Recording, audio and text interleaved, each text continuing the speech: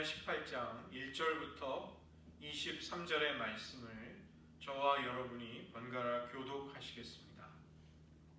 여호와께로부터 예레미야에게 임한 말씀에 이르시되 너는 일어나 토기장의 집으로 돌아가라. 내가 거기에서 내 말을 내게 들려주리라 하시기로. 내가 토기장의 집으로 내려가서 본즉 그가 농로로 일을 하는데 진흙으로 만든 그릇이 토기장의 손에서 터짐에 그가 그것으로 자기 의견에 좋은 대로 다른 그릇을 만들더라. 그때 여호와의 말씀이 내게 임하니라. 이르시되 여호와의 말씀이니라. 이스라엘 족속이 이 토기장이가 하는 것 같이 내가 너희에게 행하지 못하겠느냐. 이스라엘 족속아, 진흙이 토기장의 손에 있음 같이 너희가 내 손에 있느니라. 내가 어느 민족이나 국가를 뽑거나 부수거나 멸하려 할 때에 만일 내가 말하는 그 민족이 그의 앞에서 돌이키면 내가 그에게 내리기로 생각하였던 재앙에 대하여 뜻을 돌이키겠고, 내가 어느 민족이나 국가를 건설하거나 심으려 할 때에 만일 그들이 나 보기에 악한 것을 행하여 내 목소리를 청종하지 아니하면 내가 그에게 유익하게 하리라고 한 복에 대하여 뜻을 돌이키리라. 그러므로 이제 너는 유다 사람들과 예루살렘 주민들에게 말하여 이르기를 여호와의 말씀에 보라 내가 너희에게 재앙을 내리며 계책을 세워 너희를 치려하노니 너희는 각기 악한 길에서 돌이키며 너희의 길과 행위를 아름답게 하라 하셨다 하라. 그러나 그들이 말하기를 이는 헛되니 우리는 우리의 계획대로 행하며 우리는 각기 악한 마음이 완악한 대로 행하리라 하느니라. 그러므로 여호와께서 이와 같이 말씀하시니라. 너희는 누가 이러한 일을 들었는지 여러 나라 가운데 물어보라. 처녀 이스라엘이 심히 가증한 일을 행하였도다. 레바논의 어찌 그의 과일을 전하겠으며 먼 곳에서 흘러내리는 진물이 어찌 마르겠느냐. 물은 내 백성은 나를 잊고 허무한 것에게 분향하거니와 이러한 것들은 그들로 그들의 길 곧 그 옛길에서 넘어지게 하며 곁길을 곧 닦지 아니한 길로 행하게 하여 그들 향으로 두려움과 영원한 웃음거리가 되게 하리니 그러므로 지나가는 자마다 놀라서 그의 머리를 흔들리라. 내가 그들의 원수 앞에서 흩어버리기를 동풍으로 함같이 할 것이며 그들의 재난의 날에는 내가 그들에게 등을 보이고 얼굴을 보이지 아니하리라. 그들이 말하기를 오라 우리가 꾀를 내어 예레미야를 치자. 제사장에게서 율법이 지혜로운 자에게서 책략이 선지자에게서 말씀이 끊어지지 아니할 것이니 오라 우리가 혀로 그를 치고 그의 어떤 말에도 주의하지 말자 하나이다. 여호와여 나를 돌아보사 나와 더불어 다투는 그들의 목소리를 들어보옵소서. 어찌 악으로 선을 갚으리까마는 그들이 나의 수령을 헤아리고 구덩이를 붓나이다. 내가 주의 분노를 그들에게서 돌이키려 하고 주의 앞에 서서 그들을 위하여 유익한 말한 것을 기억하옵소서. 그러함즉 그들의 자녀를 기근에 내어주시며 그들을 칼의 세력에 넘기시며 그들의 아내들은 자녀를 잃고 과부가 되며 그 장정은 죽음을 당하며 그 청년은 전장에서 칼을 맞게 하시며 주께서 그대로 갑자기 그들에게 이르게 하사 그들의 집에서 부르짖음이 들리게 하옵소서. 이는 그들이 나를 잡으려고 구덩이를 팠고 내 발을 빠뜨리고 물물을 놓았음이니이다. 함께 읽겠습니다. 여호와여 그들이 나를 죽이려 하는 계략을 주께서 다 아시오니 그 악을 사하지 마옵시며 그들의 죄를 주의 목전에서 지우지 마시고 그들을 주 앞에 넘어지게 하시되 주께서 노하시는 때 이같이 그들에게 행하옵소서 하니라. 기도하시겠습니다. 하나님 토기장이신 하나님의 주권에 우리들의 삶이 맡겨져 있음을 깨달으며 우리들의 강팍한 심령이 되어 온기가 깨어지듯이 하나님의 심판을 피하지 못하는 가련한 처지에 떨어지지 않게 하시고 악으로 심판으로 치달아가는 이 세대를 위해 저희들 경건한 슬픔을 가지고 기도하고 중보하며 깨어 하나님을 앙망할 수 있게 도와주시옵소서. 모든 말씀 예수님의 이름으로 기도드립니다. 저는 지난 주 7박 8일 동안 미시간주 그랜드 래피즈에 있는 칼빈 한인신학교와 교단의 여러 기관들, 또 네덜란드 초기 이민자들의 역사를 살펴보면서 교단의 교육받는 시간을 잘 가질 수 있었습니다. 오늘 본문은 그 유명한 토기장이의 비유입니다. 하나님의 주권에 관한 굉장히 유명한 말씀인 것이죠. 하나님은 예레미야 선지자에게 토기장이의 집으로 가면 장면을 넘겨주세요. 거기서 내게 내 말을 들려주겠다고 하십니다. 오늘 본문에 나오는 이 토기장이의 집은 19장 2절을 보시면 하시드의 문, 이게 질그릇 조각의 문이라는 뜻입니다. 하시드의 문 가까이에서 흰놈의 아들들의 골짜기로 내려가는 그 비탈의 위치에 있을 것이라고 추정하고 있습니다. 이 그릇이 잘못돼서 터진다는 것은 토기장이가 의도한 대로 진흙이 말을 듣지 않게 되므로 토기장이가 말하던 꼴, 즉 그 그릇의 모양과 디자인이 나오지 않기 때문에 그 그릇을 버리는 것이죠. 그리고 토기장이는 자기의 의견에 좋은 대로 다른 그릇을 만드는 것입니다. 우리와 하나님과의 관계를 흔히 언약을 통해서 많이 설명하고 이해합니다. 분명히 하나님은 우리를 그분의 백성을 삼으신 분이시고 우리는 그분의 백성이 되어 언약을 맺은 것이죠. 하나님은 자신의 이름이 걸려있는, 자신의 이름으로 일컬음을 받는 우리를 사랑하시며 긍휼히 여기시고 용서하십니다. 우리가 하나님의 백성이기에 언약 백성에 걸맞는 삶으로 우리를 구원해 주신 하나님께 최선을 다해 살아가는 것이 우리의 삶의 본분이 되는 것이죠. 이렇게 볼 때 이 언약이라는 것은 쌍무적인 관계, 한쪽의 관계가 아니라 서로 간의 관계에 매여 있는 것입니다. 이것은 서로가 서로에게 책임과 의무가 있음을 거기에 전제하는 것입니다. 그런데 오늘 본문 속에서 예레미야를 통해 하나님이 말씀하시는 토기장이의 비유는 이와는 사뭇 다른 것입니다. 토기장이의 비유는 여호와의 절대 주권이라는 관점에서 우리와 하나님과의 관계를 새로운 시각으로 보게 하고 설명하고 있습니다. 하나님은 토기장이의 손에 들려있는 진흙에 불과한 그런 이스라엘을 자기의 뜻대로 다루신다고 말씀하십니다. 그렇지만 아무리 그렇다 할지라도 이 토기장이의 비유가 하나님의 임의성, 하나님이 이랬다 저랬다 하는 하나님의 즉흥성, 그런 하나님만을 말하는 것은 결코 아닌 것입니다. 왜냐하면 이 토기장이의 비유는 언약 백성인 이스라엘에 대한 심판의 맥락 속에서 선포되는 말씀인 것이죠. 이스라엘 백성들은 우리가 이미 살펴보았듯이 우리는 언약의 표인 할례를 우리의 몸에 가지고 있다. 우리에게는 성전이 있고 우리는 율법을 가진 민족이라는 자기중심적인 구원의 신학이 있었습니다. 이것은 곧 우리 마음대로 우리 뜻대로 하더라도 우리는 어떻게 살더라도 구원을 받을 수 있다는 삐뚤어진 인간 중심의 구원관을 가지고 있다는 것이죠. 그것에 대해서 예레미야는 그런 인간 중심의 구원에 대해서 하나님은 단호하게 거절하신다. 노라고 말씀하신다. 이것을 이 비유를 통해 밝히는 것입니다. 이스라엘이 택함을 받은 하나님의 백성이라는 사실은 분명하지만 그 하나님의 선택하심이 그분에게 무한한 책임, 즉 자기 백성에 대한 절대적인 의무를 지우는 것은 아니라는 것입니다. 호의가 계속되면 권리인 줄 안다, 이런 말이 있습니다. 배려를 해주면 고마움을 잊어버리는 것이 이 연약한 인간의 인지상정인 것이죠. 물에서 건져놓으니까 보따리를 내놓으라고 한다, 그런 속담도 이런 사실을 말해줍니다. 하나님은 우리를 구원하실 어떤 의무가 있으시다거나 우리를 절대적으로 용서하시고 끝까지 책임지셔야만 하는 어떤 의무에 얽매여 있으시지 않으신 분이십니다. 다만 그분이 우리의 죄악과 패역함에도 불구하고 우리를 사랑하고 용서하신다면 우리는 그분의 절대적인 호의와 사랑과 은혜를 입게 되는 것입니다. 이것은 일방적인 선대를 받는 것이죠.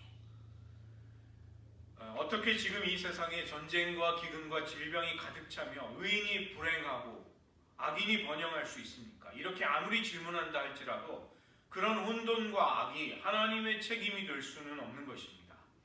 하나님은 본래 선하심으로 세상을 지으셨지만 악은 그분에게서 비롯되지 않은 것입니다.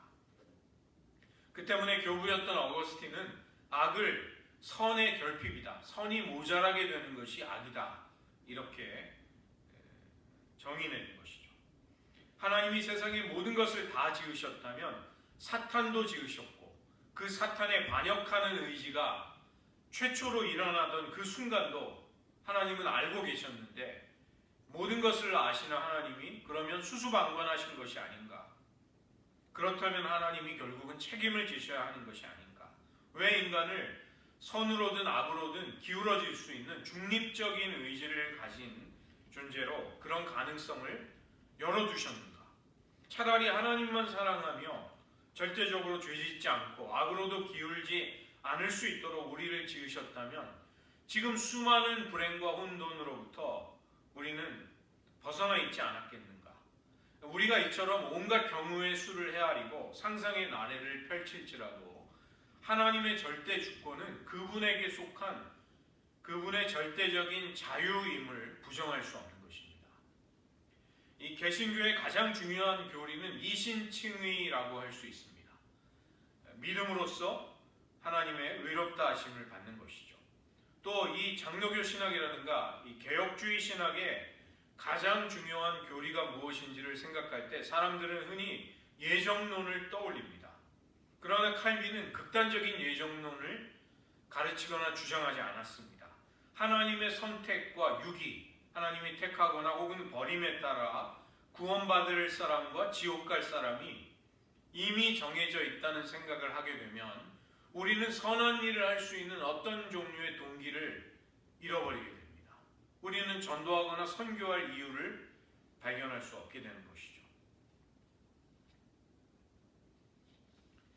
하나님이 모든 것을 정해놓으셨다는 이 극단적인 주장은 칼빈의 제자들 가운데 베자라는 신학자가 후대에 주장한 것입니다.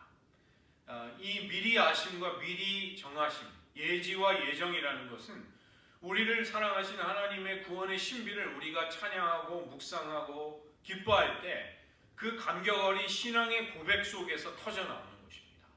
하나님이 미리 나를 아셨구나. 하나님이 놀랍게도 나를 구원의 긍휼의 그릇으로 미리 정해 주셨구나. 이런 감사와 찬양이 그 가운데서 나오는 것이죠. 예를 들어 어떤 사람이 고아원에 가서 고아들 중에 어떤 아이를 발견하고 은혜를 베풀기로 마음 먹습니다. 그리고 집으로 데려와 옷을 입히고 또 풍성히 먹이면서 사랑을 주고 부모 노릇을 하며 그 아이를 키웠습니다. 그러나 그 아이가 비뚤어진 심정을 가지고 반항하면서 그 사랑을 저버리고 범죄를 저지르다가 마침내 감옥에 갔다고 가정해 본다면 그것은 결코 양부모의 잘못이라고 말할 수 없는 것이죠. 스스로의 악함으로 기울어져서 자기의 올바르지 못한 성정을 쫓아간 자신의 책임이 있는 것입니다. 그 아이는 분명히 고아로 살 수 있었지만 마음씨가 착한 양부모를 만나 그 인생이 새로워질 수 있는 놀라운 기회를 얻었음에도 그것을 저버린 것은 자기 자신이 되는 것이죠. 오늘 본문의 18장 8절을 한번 보시면 하나님은 어떤 민족이나 국가를, 여기에는 이제 개인까지도 포함시킬 수 있습니다. 하나님이 어떤 대상을 부수거나 멸하기로 뜻을 정하셨는데 그런데 그 민족이 악에서 돌이키는 일이 생깁니다. 그러면 하나님은 그것을 보고 재앙을 내리기로 한 뜻을 돌이키시겠다고 말씀하십니다. 18장 10절을 보시면 이와 반대되는 경우입니다. 하나님은 건설하며 심으시려는 축복하시려는 민족이 악을 행하며 하나님의 목소리를 청종하지 않을 때 그들을 유익하게 하겠다는 뜻을 돌이키시겠다고 말씀하십니다. 그렇다면 여기서는 토기장이의 손에 있는 이 진흙이 아무 의지도 생각도 없는 그냥 물질이 아니라는 것입니다.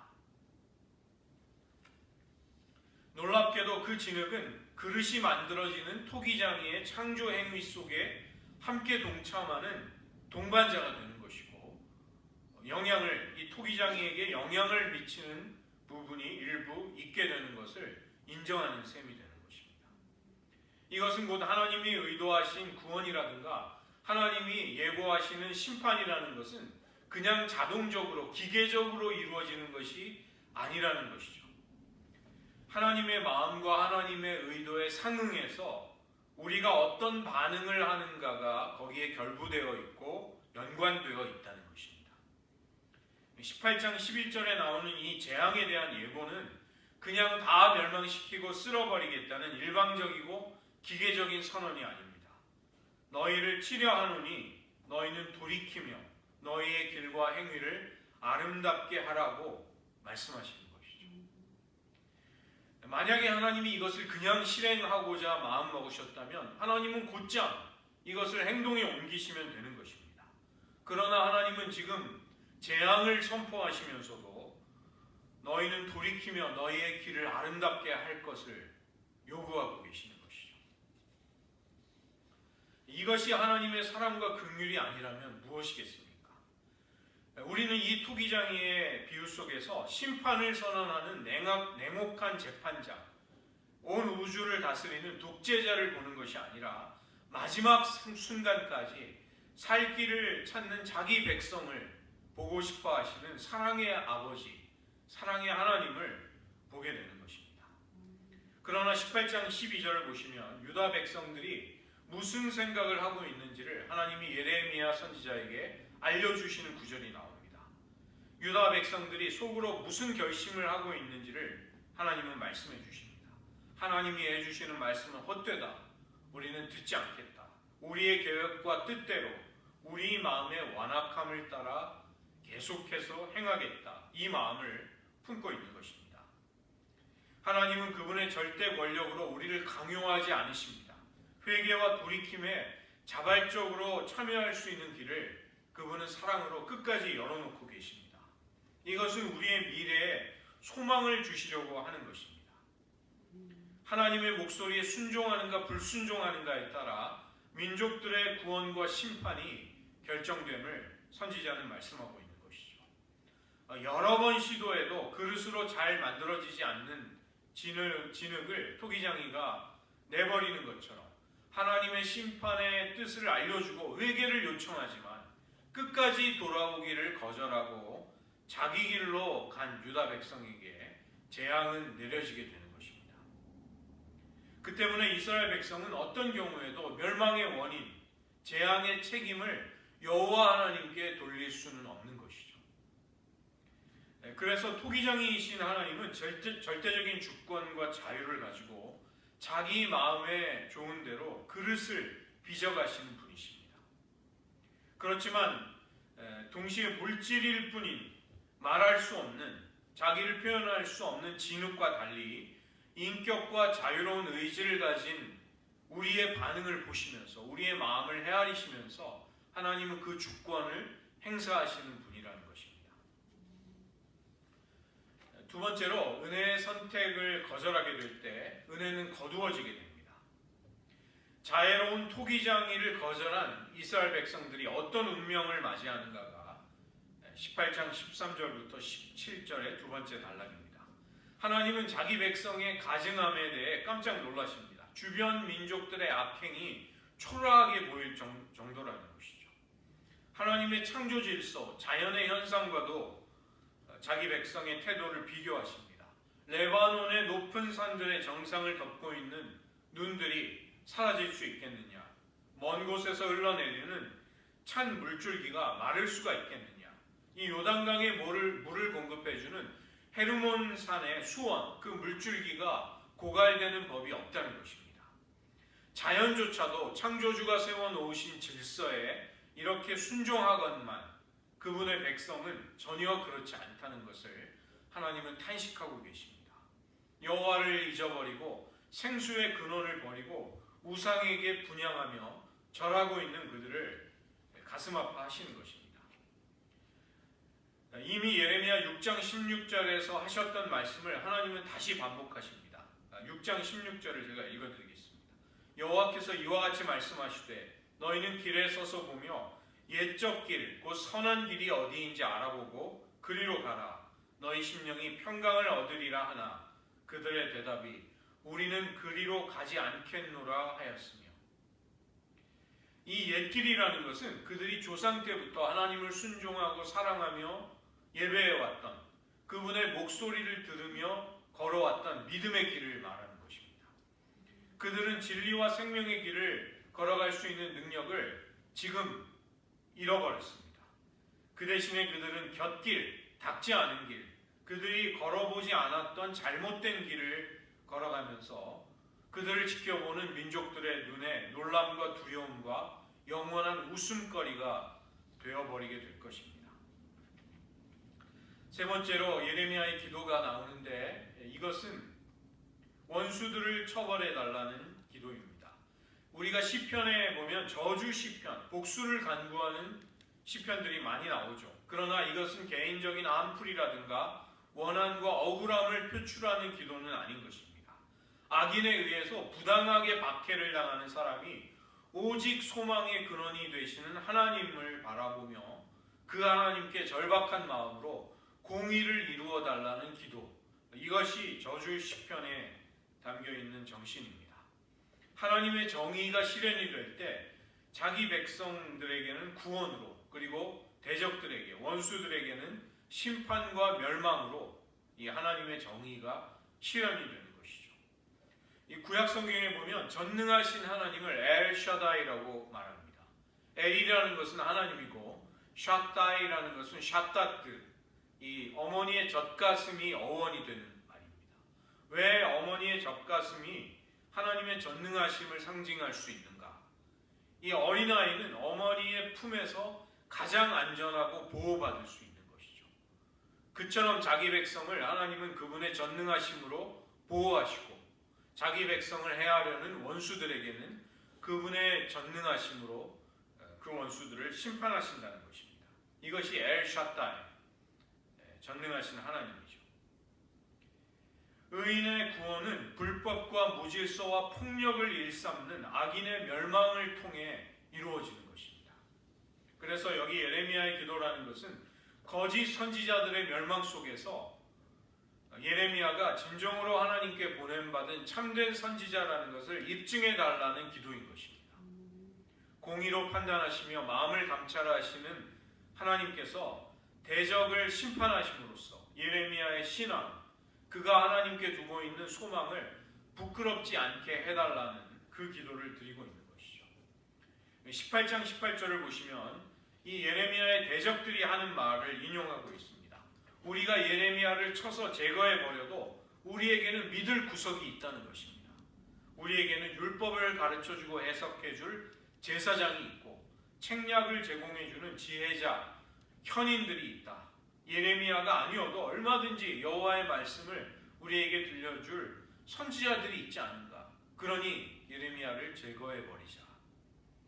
자신을 파멸시키고 죽이려는 대적들의 음모에 맞서서 예레미야는 하나님께 호소하고 있습니다. 네 번째로 19장으로 넘어가게 되면 이 깨진 오지병을 상징 행동으로 보여주면서 하나님의 심판이 돌이킬 수 없음을 하나님은 예레미야를 통해 전하라고 하십니다.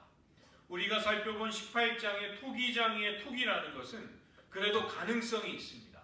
이 농로를 다시 돌려서 진흙의 모양을 다시 빚으면 그 그릇은 새로워질 수 있는 가능성이 열려 있는 것이죠. 그러나 여기 19장에 나오는 오지병, 이 오지병이라는 것은 가마에 구운 옹기 그릇을 말하는 것입니다.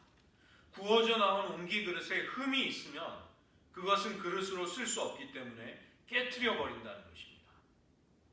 13장에서 우리가 이미 살펴본 대로 이 허리에 차는 썩은 뱃띠가 이 강가에, 메소포타미아 유프라데스 강가에 돌들에 두면 이 뱃띠가 썩어버리게 돼서 썩어서 쓸모가 없어진 뱃띠를 버려야만 하듯이 이 깨진 옹기는 아무 쓸모가 없는 것이죠. 고쳐 쓸 수 있는 길이 없는 것입니다. 여호와를 배반하고 우상을 숭배한 예루살렘의 운명이 이와 같을 것이다. 이것을 말씀하시는 것이죠. 그 다음에 19장 4절을 보시면 자기와 자기 조상들과 유다 왕들이 알지 못하던 다른 신들에게 분향한다는 것은 이 앞에서 말한 옛길이 아닌 곁길로 가는 것을 말하는 것이죠.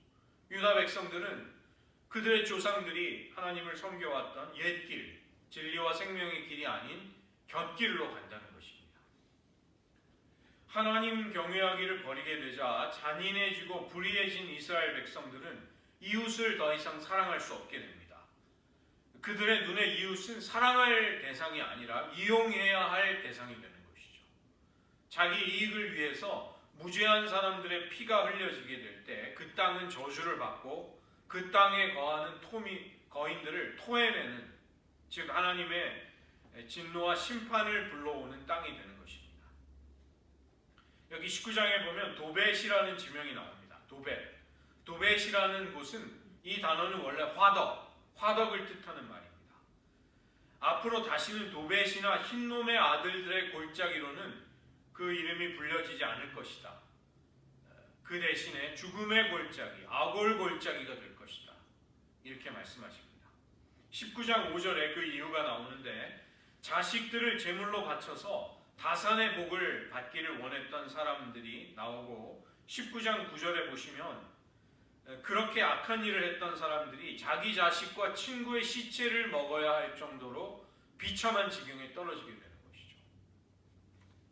주전 587년에 예루살렘이 1년 넘게 포위되어 있는 동안 그런 극단적인 상황까지 벌어지게 된다고 말하는 것입니다. 온갖 우상들에게 분향하고 우상의 제단을 만들고 다른 신들에게 전제를 부어드림으로 예루살렘의 집들, 유다의 왕궁은 하나님 보시기에 더럽혀졌습니다. 그래서 도벳 땅은 죽음의 골짜기가 된다는 것입니다. 19장 11절이 결정적인 하나님의 말씀입니다. 사람이 토기장이의 그릇을 한번 깨뜨리면 다시 완전하게 할 수 없나니 이와 같이 내가 이 백성과 이 성읍을 무너뜨리리니 도벳에 매장할 자리가 없을 만큼 매장하리라. 이 온기를 사람들이 보는 앞에서 예레미야는 하나님의 명령을 받고 깨뜨려 버립니다. 이것은 성읍이 멸망당하고 하나님의 심판의 뜻이 돌이킬 수 없게 됐음을 생생하게 행동으로 보이라는 그 임무를 받게 된 것입니다. 도벳에는 장차 칼에 맞아 죽은 사람들의 시체가 너무 많아서 미처 매장하지도 못한 주민들의 시체로 그 땅이 더럽혀지게 될 것입니다. 그리고 예루살렘도 똑같은 운명을 맞이하게 될 것을 말씀하고 계시는 것이죠. 제가 이번에 CRC 교단 교육을 받으면서 함께 교단에 가입하는 7명의 다른 교회 목회자들이 계셨고, 그 다음에 이 우리 일행을 인솔해가는 교단에서 파송한 또 목사님이 계셨습니다. 그 교단에서 보냄을 받은 인솔자 목사님은 신학교를 가기 전에 은행을 다니는 분이셨습니다. 은행의 직원으로 일하는 분이셨는데 이제 소명을 받아서 신학교를 가기 위해서 이제 다니던 은행의 동료들에게 이야기를 했더니 한 동료가 뜬금없이 에어컨을 조심하라는 말을 했다는 것입니다. 그래서 왜 그런 이야기를 하는가, 무슨 뜻인가 몰랐다가 나중에 이제 알게 된 것이죠.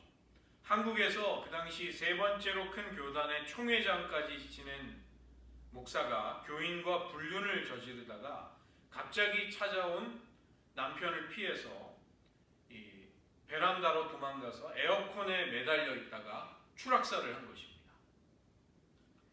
그 일을 빗대어서 그 동료가 자기에게 이야기를 했다는 것입니다.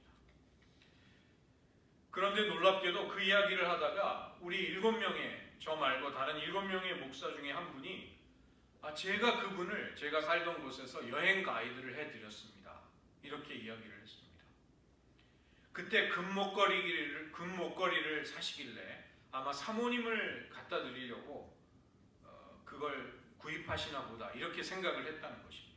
그런데 일주일 후에 한국에서 사고가 났다는 소식을 듣고 그 액세서리를 아마도 사모님이 아니라 다른 사람에게 주려고 산 것이구나, 이것을 이제 뒤늦게 느꼈다고 합니다. 그냥 가십거리를 재미있어 했다는 이야기가 아니라 사실 저희들은 참담한 마음이 들었습니다. 신학교를 가려고 하는 그 직장 동료에게 한 직원이 에어컨을 조심하라는 말을 했다는 것은 대단히 냉소적인 풍자를 비꼬는 말을 한 것입니다. 세상이 얼마나 교회를 조롱하며 무시하고 보고 있느냐를 보여주는 한 단면인 것이죠. 교인들이 사회 곳곳에 있습니다. 그러나 불의와 우상 숭배가 가득 찬 것이 우리의 현실인 것이죠. 미국과 한국의 이런 도시들을 하나님이 과연 그냥 두시겠는가? 도벳과 예루살렘에 행하시는 일들을 하시지 않겠는가? 우리는 두려운 마음을 가지는 것입니다. 유다는 조상들이 섬기던 하나님을 버렸습니다. 옛길, 선한 길을 버리고 너희의 심령이 그 길로만 간다면 평강을 얻을 수 있다는 하나님의 말씀을 듣지 않은 것입니다. 하나님을 버린 도성에는 무죄한 자들의 피로 가득 차게 되고 흰놈의 아들의 골짜기 도벳은 몰렉에게 자식을 바치는 끔찍한 인신제사가 드려지는 곳이 됩니다. 하나님은 그곳이 죽음과 살육의 골짜기가 될 것이라고 말씀하시는 것입니다. 자식마저도 우상에게 제물로 바치던 자들은 이제 자식들과 친구의 시신을 먹어야 할 만큼 포위된 성 안에서 멸망을 기다리는 신세가 될 것이라고 말씀하시는 것이죠. 이것은 곧 한번 깨지면 원상태로 복구할 수 없는 오지병과 같이 된다는 것입니다. 유다에게 선고된 심판을 되돌릴 수 있는 방법이 이제 없어졌다고 하나님은 말씀하고 계십니다. 하나님은 그 사실을 알지도 못하고 가르쳐 줄지라도 인정하지 않고 있으며 회개할 수 있는 결정적인 돌이킬 수 있는 시간을 하나님 앞에 선용하지도 못하는 유다 백성들에게도 간절하게 돌이킬 것을 말씀하고 계십니다. 오늘 들은 말씀을 의지하면서 저희들 기도하기 원하는 것들이 있습니다. 잠시 기도하고 싶습니다. 하나님 백성인 우리는 우리 스스로를 아름답게 빚을 수 없는 사람들입니다. 그러나 투기장이이신 절대 주권자이신 하나님의 손은 능히 우리를 그분의 형상대로 빚으실 수 있으십니다. 하나님의 손길에 하나님 이 시간 우리 자신을 겸손히 내려놓기 원합니다. 재앙을 내리기로 했던 민족의 회개에 대해서 하나님은 뜻을 돌리시겠다고 말씀하지 않으셨습니까? 복주려던 자들의 악행과 불순종에 하나님은 재앙을 내리시겠다고 말씀하시는 그런 분이시라는 것입니다. 심판이 임박할지라도 하나님께 돌이킬 수만 있다면 얼마든지 우리는 새롭게 빚어질 수 있을 것입니다. 이 시간 저희들 기도하기 원하는 것은 하나님 그 시간을 놓치지 않을 수 있도록 은혜를 주소서. 또 하나의 기도 제목이 있습니다. 토기와 달리 두 번째로 예레미야 선지자는 오지병, 옹기라는 다른 그릇을 말씀하고 있습니다. 하나님은 예레미야에게 사람들이 보는 앞에서 옹기로 구워졌지만 잘못되어 버린 오지병을 바닥에 내던져서 산산조각 내라고 말씀하고 계십니다.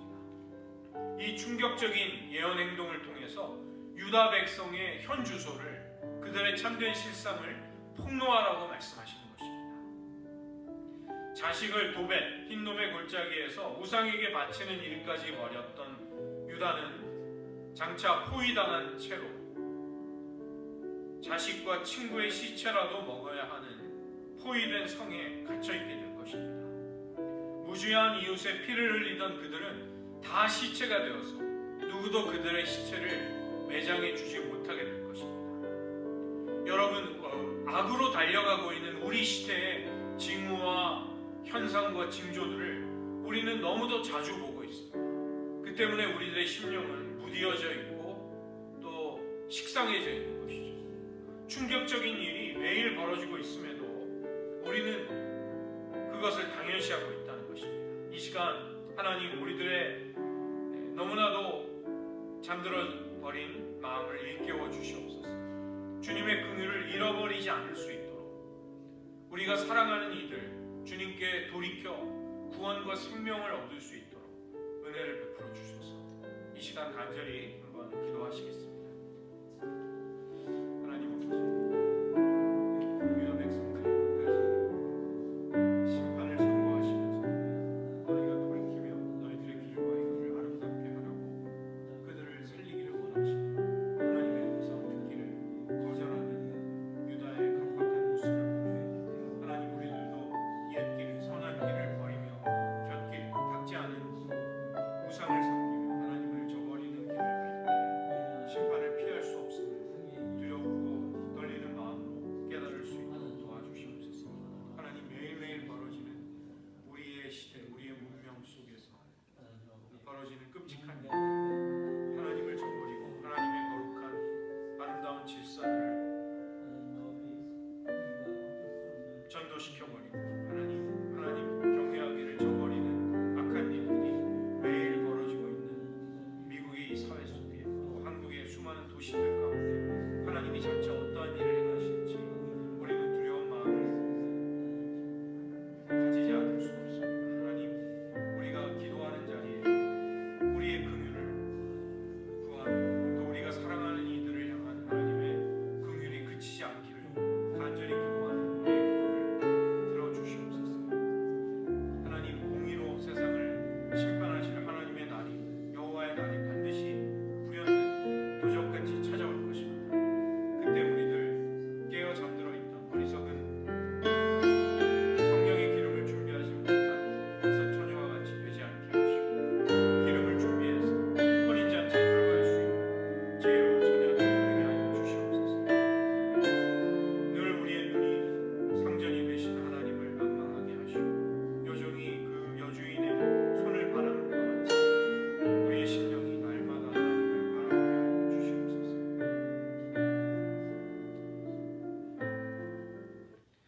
하나님 아버지, 토기장이가 그의 보기에 선한 대로 좋은 대로 글을 쓸 빚음과 같이 하나님은 우리들을 절대적으로 주장하실 수 있는 자유로운 의지를 가지신 주권자이심을 고백합니다.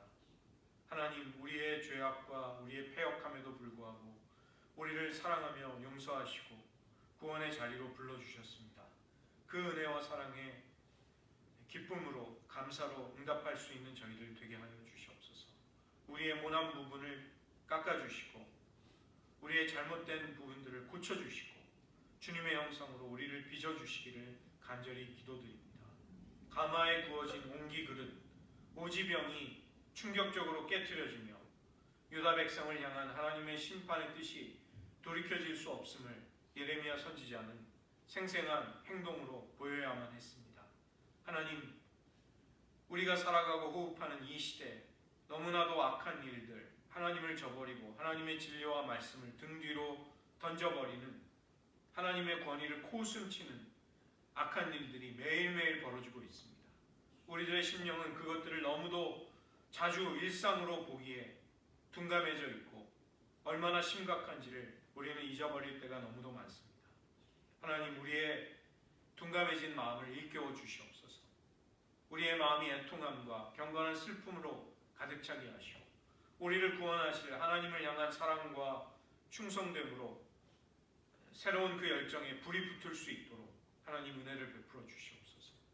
우리가 끝까지 하나님의 긍휼을 잃어버리지 않도록 하나님을 악망할 수 있게 하시며 우리가 사랑하며 또 기도하는 많은 이들 가운데 그들이 기회를 놓치지 아니하고 하나님의 긍휼과 사랑 가운데로 구원의 자리로 이끌림 받을 수 있도록 우리의 기도와 섬김이 쉬지 않을 수 있도록 은혜 베풀어 주시옵소서. 모든 말씀 예수님의 이름으로 기도드립니다. 아멘.